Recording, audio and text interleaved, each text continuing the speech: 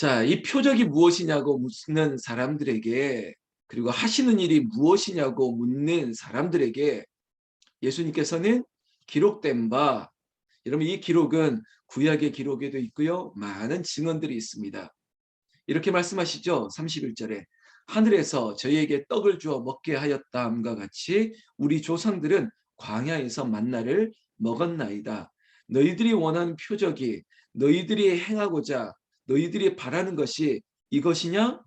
그 구약의 율법을 소환하는 것이죠. 그리고 그들의 역사 가운데 있었던 일들을 말씀해 주는 것입니다. 특히 아브라함, 모세 이런 사람들을 소환해야 내지 않겠습니까?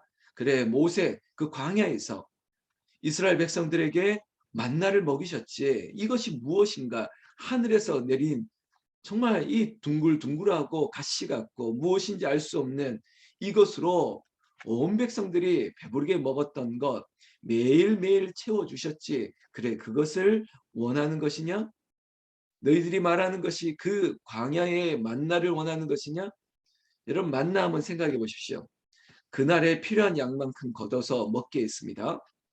왜냐? 다음날 다 썩어 없어지기 때문에. 예수님은 매일매일 공급해 주셨습니다. 그러나 그것은 썩어 없어질 것이고요. 그리고 그 광야에서만 주신 것이었습니다. 그런데 이제 예수님께서는 거기에 반해 당신이 주시는 떡이 무엇인지를 설명하려고 하는 것이죠. 아마 많은 무리들은 맞습니다. 우리가 바라는 게 그런 떡입니다. 모세가 주신 그 만나 있지 않습니까? 배부르게 날마다 양식을 공급해 달라는 것입니다. 배고픈 백성들의 요구가 그럴듯하지요. 그러나 예수께서 말씀하시죠. 32절에 내가 진실로 진실로 너희에게 이르노니 하늘에서 내린 떡은 모세가 준 것이 아니라 오직 내 아버지가 하늘에서 내린 참떡을 너희에게 주시나니. 여러분, 모세가 준 것이 아니라 하늘에서 주는 양식, 아버지가 주시는 참떡, 그것을 너에게 줄 것이라는 것입니다. 여러분, 여기까지 그 떡이 무엇인지 사람들은 잘 몰랐을 것입니다. 만나를 계속 연상해낼 것입니다. 차마 설마 예수님 자신이 생명의 떡이다, 참떡이다 말하리라고는 생각도 못했겠죠. 그런데 예수님은 계속 말씀하시죠. 하나님의 떡은 33절입니다. 하늘에서 내려 세상에게 생명을 주는 것이다.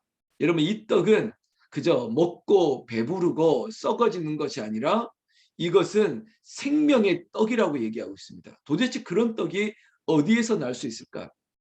여러분, 솔깃하지 않습니까? 아, 그런 떡이 있을까?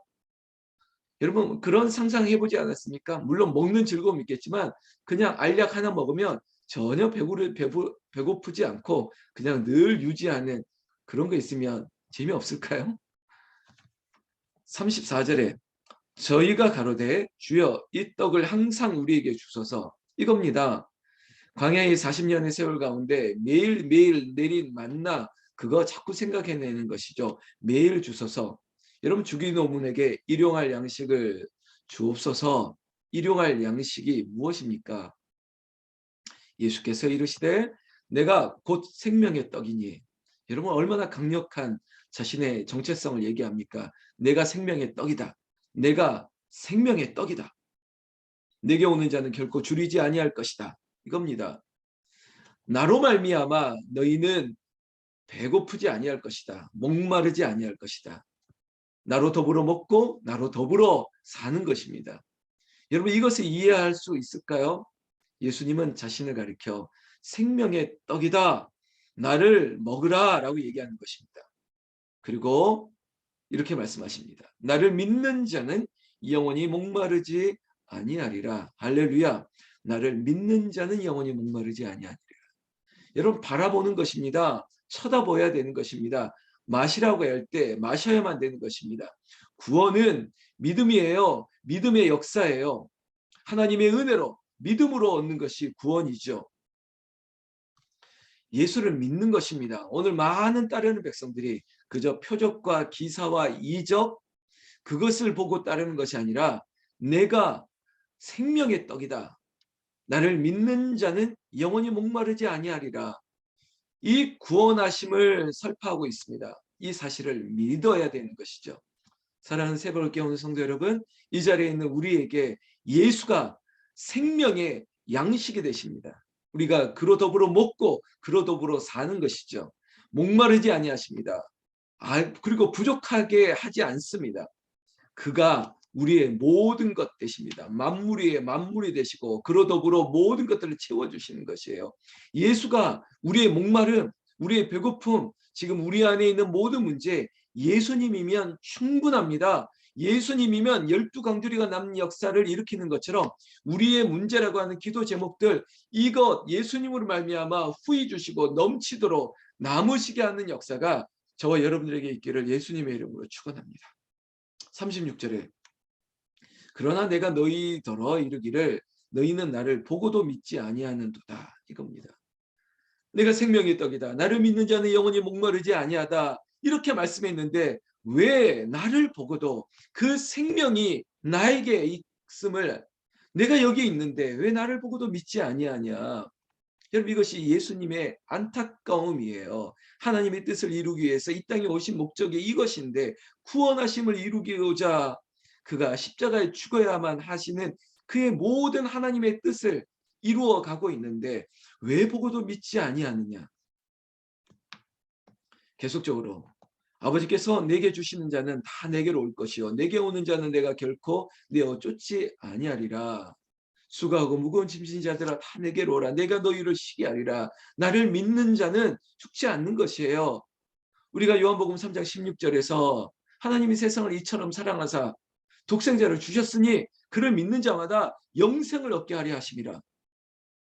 이 구원, 이 복음의 놀라운 소식을 예수님이 친히 전하고 있습니다. 다른 삼자를 통해서 세례 요한을 통해서도 아니고 다른 선지자, 다른 랍비를 통해서 말씀하는 것이 아니에요. 예수님이 친히 나를 믿는 자, 나를 보고도 믿지 않니? 내가 하늘에서 내려온 하나님의 생명의 떡이다. 나를 보내신 이가 하나님이시고 그 하나님의 뜻을 이루기 위해서 내가 여기 있는 것이야. 나의 바라는 것은 한 사람도 잃어버리고 싶지 않다는 것입니다. 나를 믿고 그 영혼 하나라도 제가 어제 낚시라고 하는 그냥 소소한 얘기 좀 올려드렸지 않습니까? 그 구원 얻는 즐거움, 고기 낚는 이 어부에게 베드로에게 나를 따르라. 내가 너를 사람 낚는 어부가 되게 하리라. 나의 구원의 기쁨도 얼마나 좋습니까? 그런데 나를 통해서 구원 얻는 역사를 이루시기를 원합니다. 나도 여러분 전도가 얼마나 기쁜지 아십니까? 한 영혼이 주께로 온다는 것이 얼마나 귀한 일입니까? 교회도요.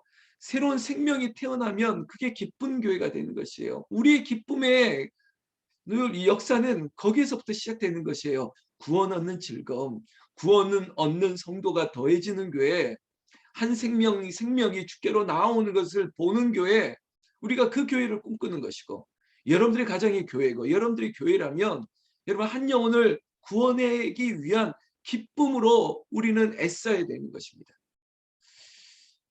올 한 해 2022년 기뻐하라. 그 기쁨이 어디에서 올까? 예수님에게로 오죠. 그 예수님과 함께 예수님이 하나라도 잃어버리지 않고자 했던 그 예수님의 삶을 좀 쫓아서 우리도 구원 얻기 위하여 나의 구원뿐만 아니라 이미 우리는 구원 얻었지 않습니까? 한 영혼을 구원하기 위해서 건져내기 위해서 애쓰는 것이 즐거움이고 그 즐거움은 하나님의 기쁨으로 하늘의 기쁨으로 우리에게 응답되어지는 그런 일들이 있게 될 줄로 믿습니다. 여러분 성경 말씀 보실까요? 39절 말씀 보겠습니다. 나를 보내신 이의 뜻을 행하려 함이니라. 나를 보내신 이의 뜻은 내게 주신 자 중에 내가 하나도 잃어버리지 아니하고 마지막 날에 다시 살리는 이것이니라. 예수님 성육신 하시고 그가 공생의 기간 동안 한 영혼이라도 더 그리고 이 십자가를 통해서 이루실 구원의 온 인류에게 이것은 모세가 이스라엘 백성들에게 줬던 만나가 아니라 온 인류에게 생명을 주는 자신의 죽음을 통해서 이루시는 이 역사, 이것을 우리에게도 주셨습니다. 40절 말씀에 내 아버지의 뜻은 아들을 보고 믿는 자마다 영생을 얻는 이것이니 마지막 날에 내가 이를 다시 살리리라 하시니라.